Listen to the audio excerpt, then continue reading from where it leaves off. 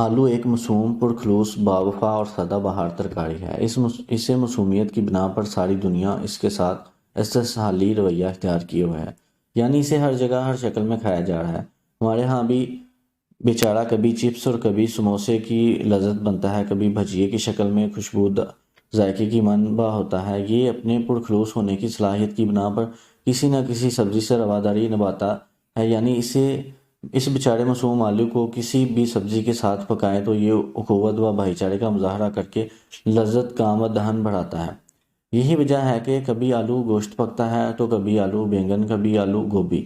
غرض اس سبزی کے بے شمار روپ ہیں۔ مزے کی بات یہ ہے کہ ہر بار نئی لذت ہوتی ہے، اس لیے یہ سارا سال خاطر خواہ خدمت پیش رہتا ہے اور دیگر نازک مزاج سبزیوں کی طرح جلد خراب نہیں ہوتا۔ یورپ والے تو جیتے ہی آلو کے سر پر ہیں۔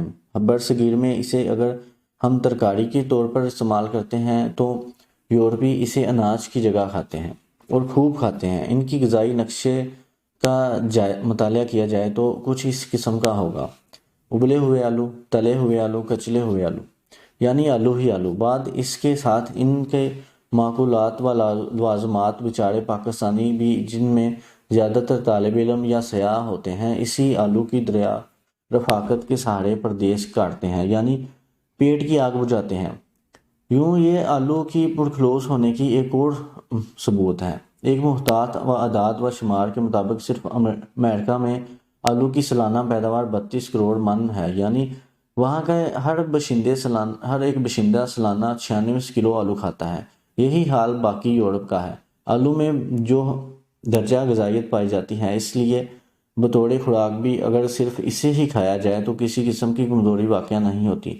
اس کا غذائی تعارف کچھ اس طرح سے ہے: 100 گرام آلو میں 74.7 رطوبت، 16% پروٹین، 0.1% چکنائی، 10.6% معدنی اجزاء، 0.4% ریشہ، 22.6% کاربوہائیڈریٹس پائے جاتے ہیں۔ اس کی معدنی اور حیاتینی اجزاء میں کیلشیم 10 ملی گرام، فاسفورس 40 ملی گرام، فلوراس 7 ملی گرام، وٹامن سی 17 ملی گرام اور کچھ مقدار میں وٹامن بی کمپلیکس شامل ہیں۔ آلو کی 100 گرام کی غذائی صلاحیت 97 کیلوریز ہے۔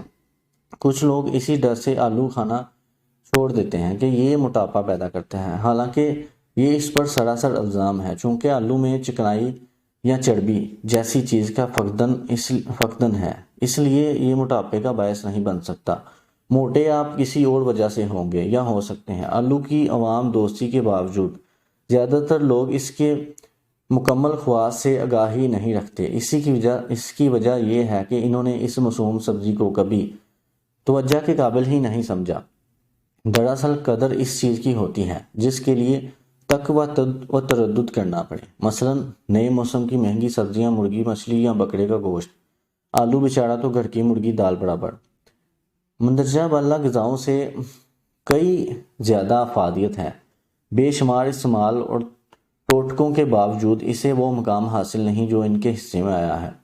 آئیے آج ہم آپ کو بطور غذا اور دوا آلو کی کشموں سے متعارف کرواتے ہیں۔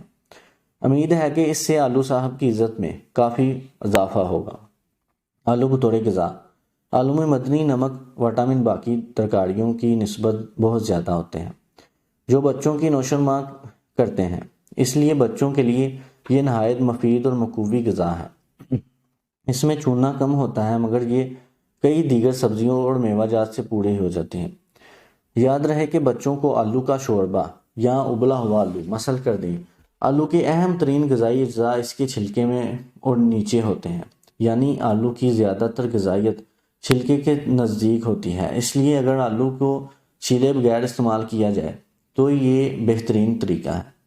اگر کسی سالن یا اور چیز میں آلو کے بڑے بڑے ٹکڑے استعمال کیے جائیں تو چھلکے سمیت پکائیں تو بعد میں ان کو پہلے چھلکے اتارے جا سکتے ہیں۔ اگر چھیلنا مقصود ہو تو اسے ہمیشہ کھرچ کے چھیلیں تاکہ زیادہ سے زیادہ غذائی اجزاء بچایا جا سکے۔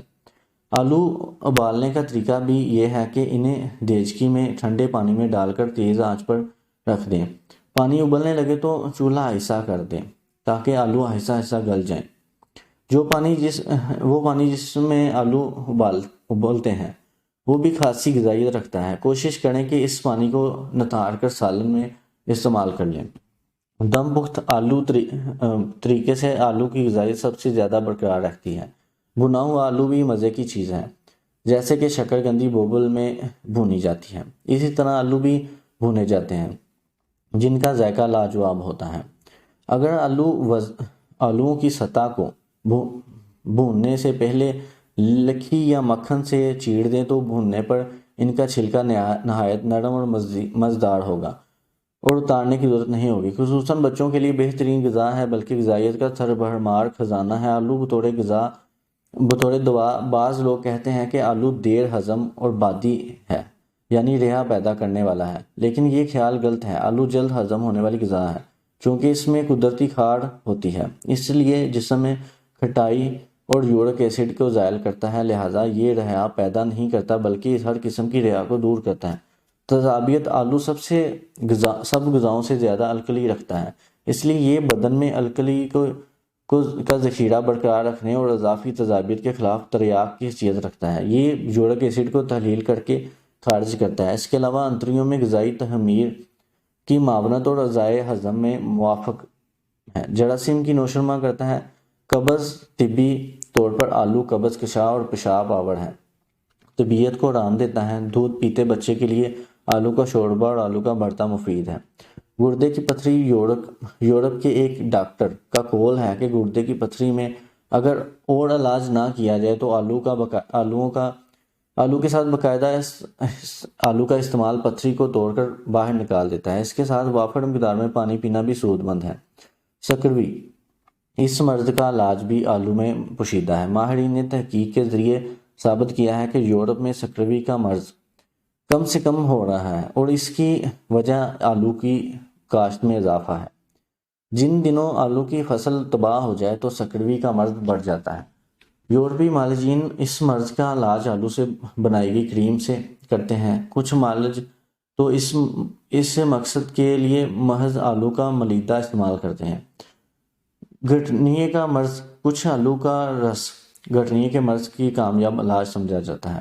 کدوکش کیے ہوئے تازہ آلو نچوڑ کر رس نکالنے اور کھانے سے پہلے 1 یا 2 چمچ پیجیے۔ بدن میں یورک ایسڈ ختم کرنے اور گھنٹی کا درد کے مرض کی شدت کم کرنے میں فائدہ مند ہے۔ آلو کا چھلکا بھی اس مرض کا عمدہ علاج ہے کیونکہ اس میں اہم معدنی نمکیات ہوتے ہیں۔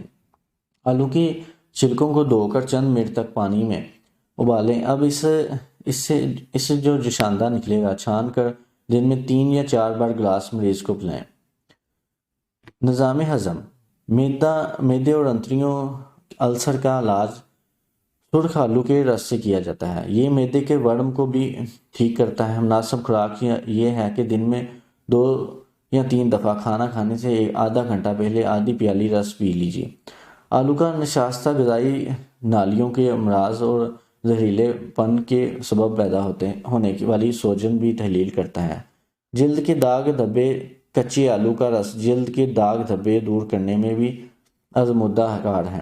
اس کی یہ مصفی تاثیر پوٹیشیم، گندھک، فاسفورس اور کلورین کی وجہ سے ہے، لیکن یہ اجزاء اس وقت تک مؤثر رہتے ہیں جب تک آلو کچی حالت میں رہے۔ اگر آگ پر پکنے کی صورت میں یہ نامیاتی جوہر ضائع ہو جاتے ہیں اور ان کی افادیت کم ہو جاتی ہے۔ کچے اور کچلے ہوئے آلو کا رس دار گودا جلد پر لگائیں اور 10-15 منٹ بعد سادے پانی سے دھو لیں تو جھڑیاں اور بڑی عمر کے سبب بڑھنے والے داغ دھبے صاف ہو جاتے ہیں۔ ایک آلو درمیان سے کاٹ لیں اور کٹے ہوئے آلو کے سونے سے پہلے کچھ دیر چہرے پر رگڑنے سے جھڑیاں داغ دھبے دور کرنے کے ساتھ ساتھ رنگت بھی نکھارتا ہے۔ احتیاط: آلو میں چونکہ چونا بہت کم ہوتا ہے، اس لیے اس ساتھ ساتھ دیگر سبزیاں اور پھلوں کا استعمال بھی رکھنا چاہیے تاکہ ان کے ذریعے جسم کو چونا ملتا رہے۔